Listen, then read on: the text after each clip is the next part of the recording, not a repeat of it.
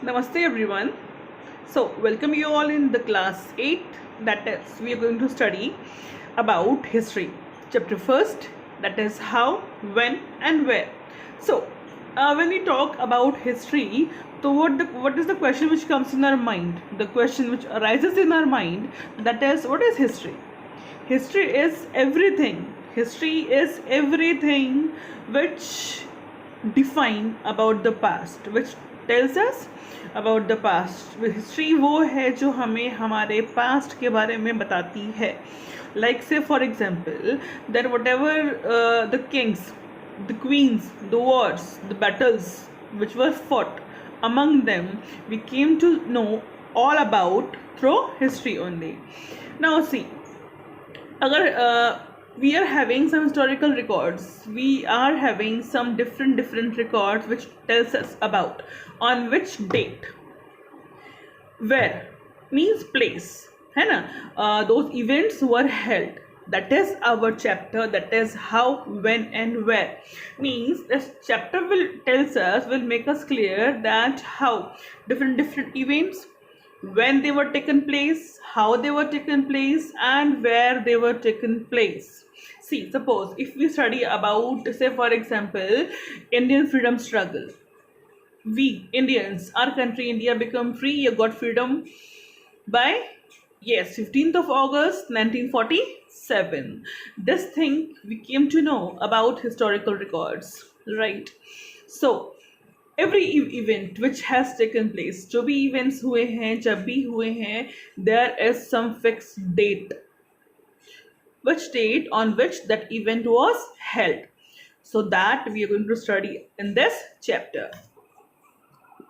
Now, our chapter is how important are dates. History is about the changes that took over time. It is about the finding out of how things were in the past and how things have changed in the present. Now, history is all about that, whatever the events which were taken place in the past and how these are changing in the present. So students, do you all know there was a time when historians were fascinated with dates. There were heated debates about the dates on which rulers were crowned or battles were fought. In the common sense notion, we can say that history was synonymous with date. So history moves on, history goes with dates. Say, for example, people did not begin drinking tea on one fine day, they developed the taste for it over time. Thus, the span of time refers to an approximate period over which particular changes become visible. Now, people associate history with a string of dates. So, people joined, or people connect the history with particular dates. Now, history is certainly about changes that occur over time. It is about finding and how things were in the past. Now, children, we will study that which dates. अभी हमने बात की कि dates are important. Now, which dates are important? See, dates are what? Like say for example, 1st of April, 2nd April. Every date is not equally important. क्या कहा हमने अभी? Each and every date is not equally important. Another than जब तक on that particular date a particular event was held. जब तक उस date पर कोई फिक्स इवेंट नहीं हुआ तब तक वो डेट इंपॉर्टेंट नहीं है. Clear?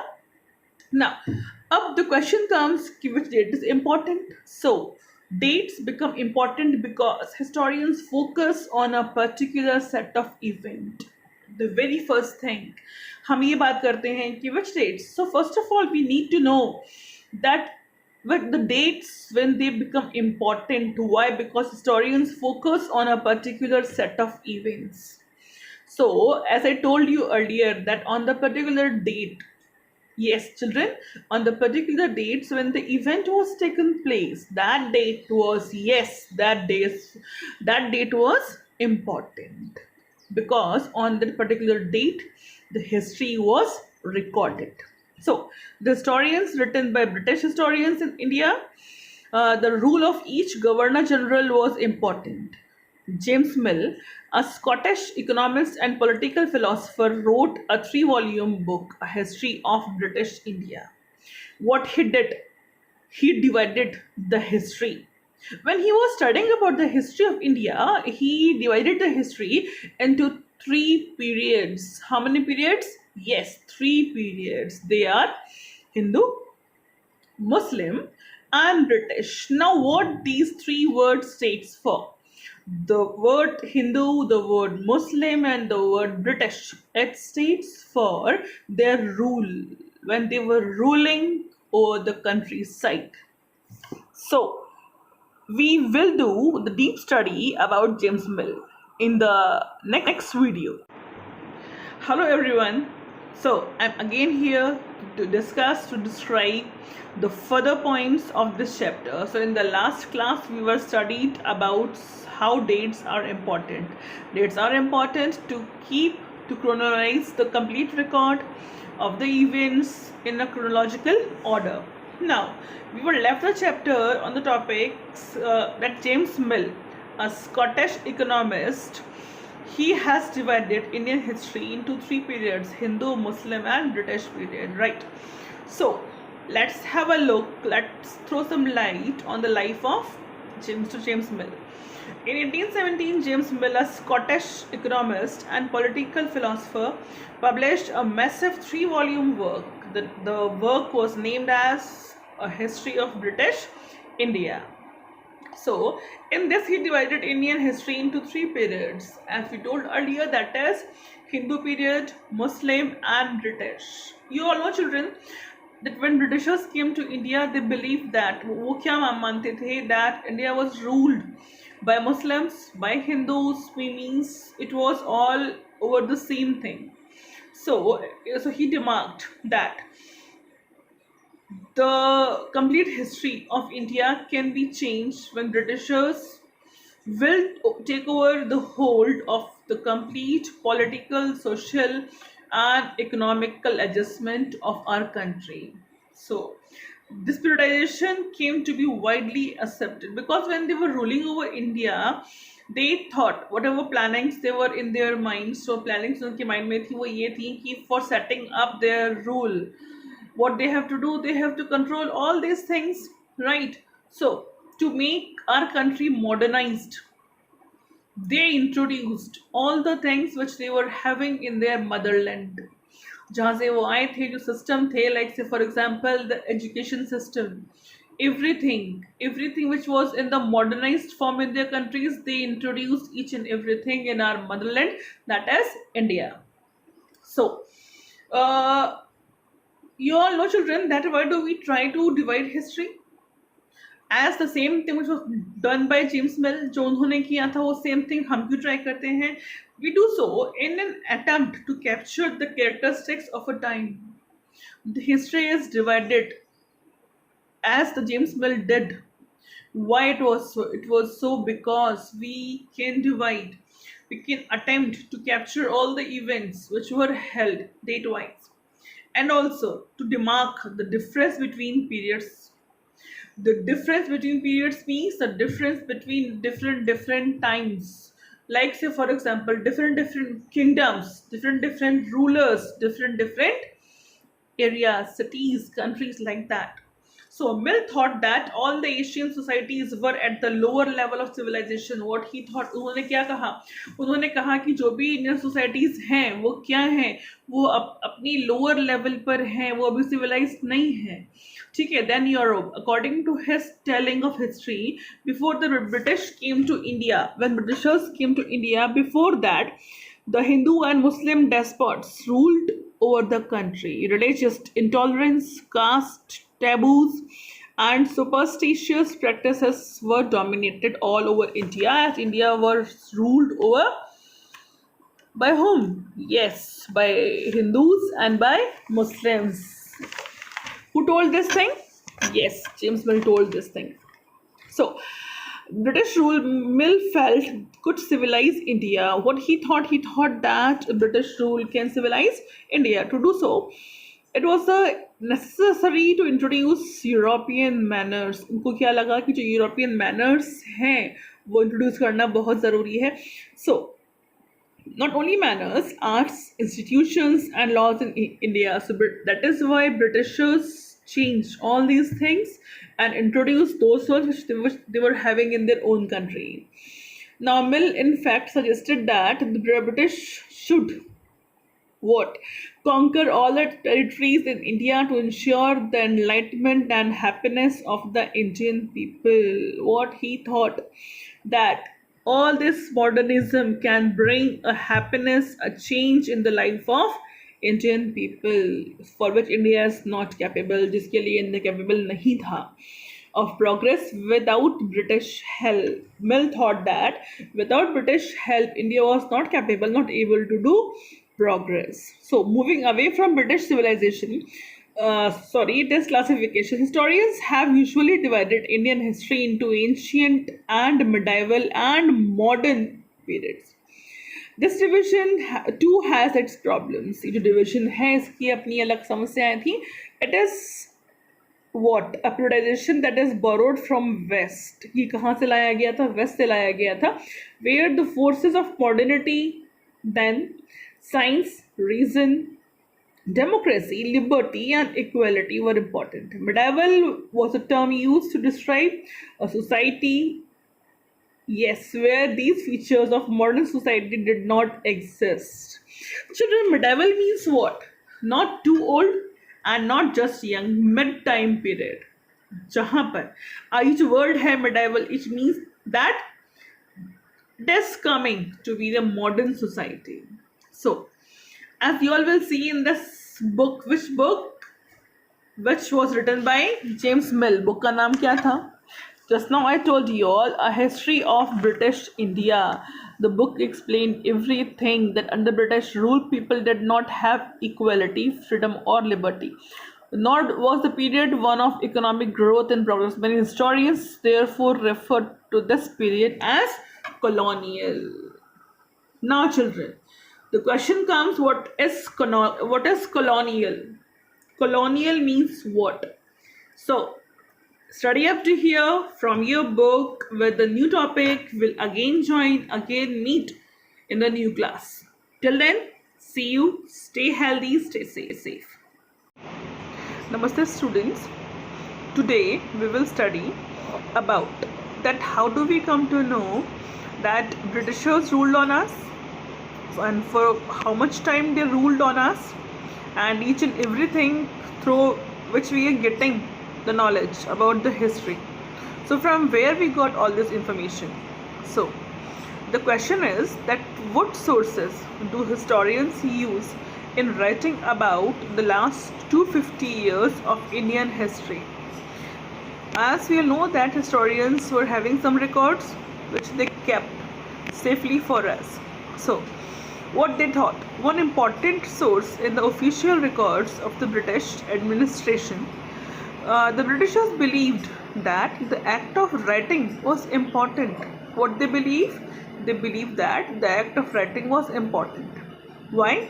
Because every instruction which they were giving, every plan which they were implementing at that time, every policy, writing, okay, decision, agreement, every investigation which they did at that time had to be clearly written up. क्या मानते थे? What they thought that every system, every investigation, plan, policy, decision, agreement, everything had to be very clearly mentioned or written up. Now they thought was उनका जो thought था, उनकी जो सोच थी वो क्या थी? That on this, once this was done, things could be properly studied and debated. They thought, वो ये सोचते थे कि once every plan, like say for example policy, decision, agreement, every change which they have done in India, once it will be written, it will be safe permanently for a long time. It can be studied anytime, anywhere by anyone, and it can be debated. So this conviction produced an administrative culture of memos, notings and reports. So even not only this, the British also felt that all important documents and letters needed to be carefully preserved. What they thought before that? They thought that every document, every letter need to be carefully preserved. So they set up a number of records. Okay. Now, the village, like say for example, the village Tehsildar's office, the collectorate, the commissioner's office, the provincial secretariats, and the law courts all had their record rooms. Now, whatever names I have taken, they all were the departments. Okay, and all these departments were having their own record rooms wherever on जहाँ पर वो they were keeping all the records. Okay, specialized institutions like archives and museums were also established to preserve important records. So, children, here we got two new words. Okay, the very first word is archives. Okay, and another one is museum. So, let's have a look. You can see here in the picture. Okay, the very first picture is of archive. Archives are were the places. ये वो places थे where different records were kept at that time. You can see in this picture. See, the National Archives of India came up in 1920s. Okay, where the national records were kept. So, another word which we were reading about was excuse me, that is museums. Another one was museums. The museums were the places where again different records were kept. It was common for all the people living in the area. Now, letters and memos that moved from one branch of the administration to another in the early areas of the 19th century can still be read in the archives. Still, documents who are lying in the archives, they can be still read. उनको आज भी हम पढ़ सकते हैं. We can still have the knowledge about at that time through the documents preserved in that time in the archives and museums. Now, in the early years of the 19th century, these documents were carefully copied out and beautifully written by calligraphists. Children, what do you mean by the word calligraphers? See, as we all know that calligraphy is a language. Okay, at that time, which they were written.